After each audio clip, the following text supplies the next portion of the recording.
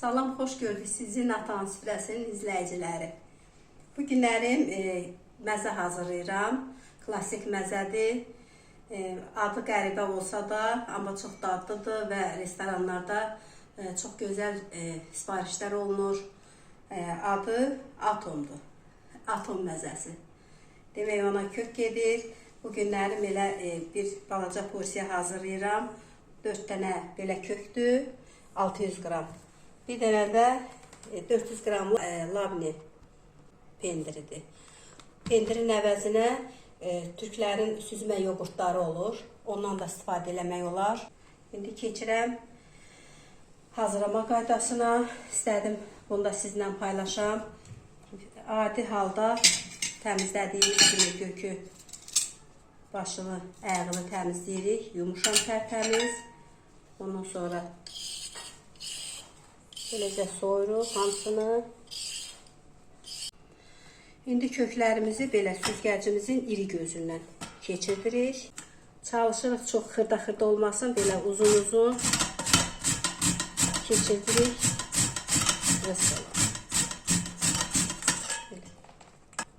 Belə bu formada keçirdirik hamısını süzgəcdən. Qazanımıza tökürəm.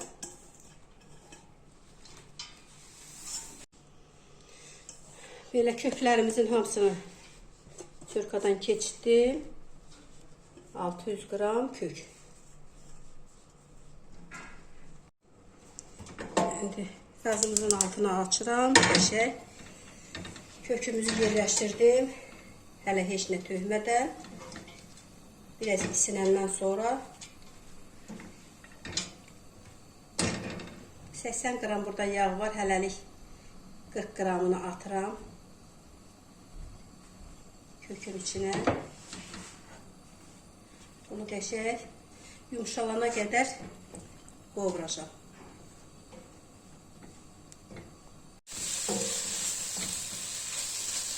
Kökümüzü belə taxta qaşıqla yavaş qovura. 40 qram yağ tökmüşdüm, kərə yağı.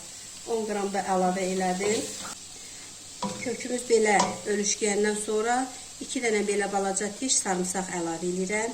Balaca süzgəcdən keçirdirəm. Kökümüz yumşaldı. Tam da belə xəmir kimi yumşalmır da. Biraz ölüşküyür. Qazımızı söndürürəm. İndi 2 diş də sarımsaq çəkirəm bunda. Məzəmizin üstünü süsləmək üçün.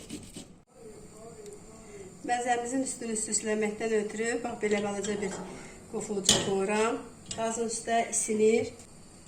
Ora 3 xörək qaşığı quru yağ əlavə elədim. Zeytun yağı olsa daha yaxşı olar. Mən zeytun yağı tarif deyil. Duru yağdan istifadə elədim. Yağımız isindi. Çəkdiyim 2 diş sarımsağı əlavə elədim ora. Bunu yüngülcə qovururuq. Çalışın yanmasın.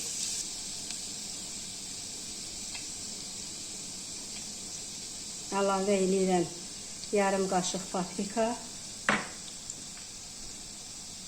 Əlavə edirəm xörək qaşığının elə bir 3də 1 hissəsi pul biber.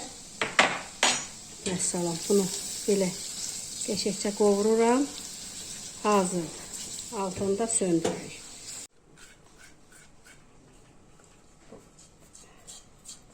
Hazırladığım yağı başqa bir qaba köçürdürəm ki, qufulcamızın altı qalındır. Bunun içində qaldıqca rəngi dönə bilər.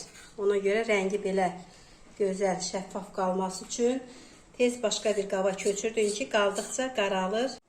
Pendiri açdım. İçində bir balacana su var. Onu mütləq süzmək lazımdır. Kökümüz təmiz soydu. Ora elə bir belə tutam. Qara istot. Biraz da pul biber.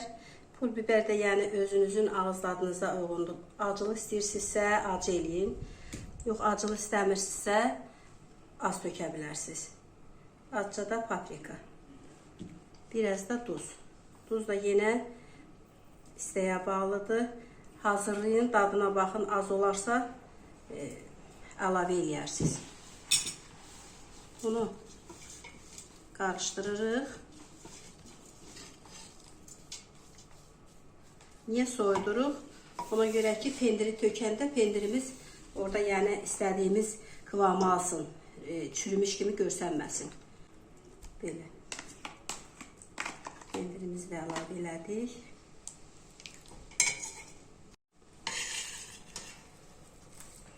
Bunları bir-birinə yedirdirəm.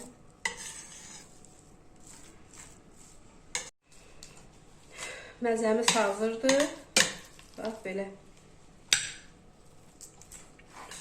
Aşağı yerləşdiririk. Orta hissəsini belə hovuz kimi açırıq. Hazırladığımız bu qarışımı o orta hissəsinə tökməyə görə. İndi də bu hazırladığım sarımsaqlı yağımızı hovuzun içinə gəzdiririk. Məzənin üstünə tökülən bu sousu yağlı istəyirsinizsə, zeytun yağını sevirsinizsə, 3 qaşıq yox, 6 xörək qaşığı da tökə bilərsiniz. Belə, bugünkü çəkilişimiz də bu qədər. Allah bütün xalqımızı qorusun, millətimizi qorusun, evlatlarımızı qorusun. Hər kəsin süfrəsi bol olsun, heç kimin gözü, heç kimin süfrəsində qalmasın. Heç vaxt neyniyim, necə eləyim deməyəsiniz. Əziz Natanın süfrəsinin izləyiciləri, kanalımı izləməkdə davam eləyin. Çünki fərqli mətbəxlərin yeməklərini, salatlarını, məzələrini hazırlayacağım sizlər üçün. Siz də baxıb, reseptləri götürüb hazırlayarsınız. Bugünkü çəkilişimiz də bu qədər. Sağ olun, sağlıqla qalın. Növbəti çəkilişlərdə görüşənə qədər.